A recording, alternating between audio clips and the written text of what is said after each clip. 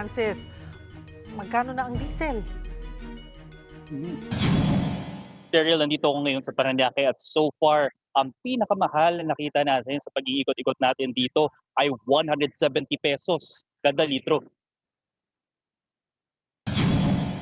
Meron ding 160 at ang pinakamura na nakita ko ay nasa 150 pesos. Ang gasolina naman nasa mahigit 100 pesos. Ngayong linggo kasi dagdag 18 to 19 pesos ang kada litro ng diesel at 4 to 5 pesos naman para sa gas. Kanina, naglunsad ng noise barrage ang grupong piston dito sa Baclaran.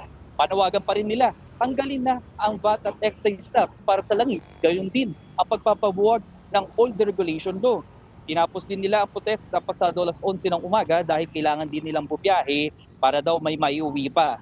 Pero Cheryl, dito sa kinakatayuan ko ngayon, no, ay makikita natin na may mga hilera ng mga jeep dito sa aking likuran at ilan nga rito ay hindi na pumapasada o yung ilan dito mga tsuper nagpapahinga, pero ilan din sa mga jeep na naandito kumbaga sinurrender na nila at nagtigil pasada na yung ibang tsuper at yung kalahati raw sa mga miyembro ng piston dito halos tumigil muna sa pamamasada dahil hindi na raw talaga kaya yung taas at bigat ng presyo ng mga petrolyo, no. Kanina may mga nakausap tayong jeepney driver o mga tsuper dito at ayon nga sa kanila kapag pa pumalo ng 200 pesos kada litro ang diesel, baka mapilitan na talaga sila magtigil pasada at yung iba nga baka umuwi na lang daw ng probinsya. Pakinggan natin ang pahayag ni MBDI JODA President Eduardo Huella. Malalaman natin ngayon pagdating ng hapon kung mayroon pa ba talagang kagaya ng barya na nga lang inuwi, ngayon 170 na, baka pati yung barya na wala na po, baka doon na po napunta sa diesel. Yung iba kasi hindi na sila bumabiyahe dahil hindi na nila kaya. Yung iba naman po, mga operator na lang po yung bumabiyahe. Kaya po, nire-request po natin sa ating Pangulo, binigyan na po siya ng emergency power, bakit hindi pa po ninyo ipatupad na pasamantalang tanggalin yung VAT sa langis?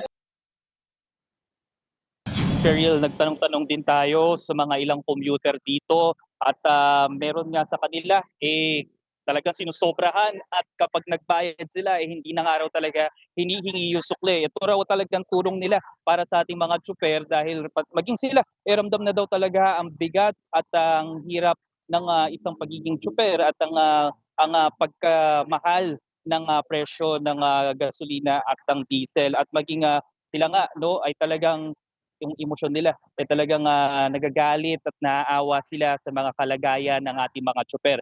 Katulad na lang ni Nanay Len na hindi na maiwasan talaga magalit at maawa sa mga tsuper. Ito, pakinggan natin ang kanyang pahayag. Magagalit yung isip ko. Bakit ang taas?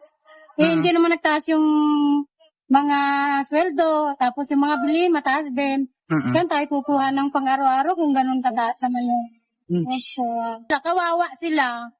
Kasi syempre, pare-parehas kami. Kung kawawa tayo, mas para sa akin, mas kawawa sila. Kasi sila yung nagtasuffer Cheryl? Maraming salamat. Mobile Journal, Francis Rivera.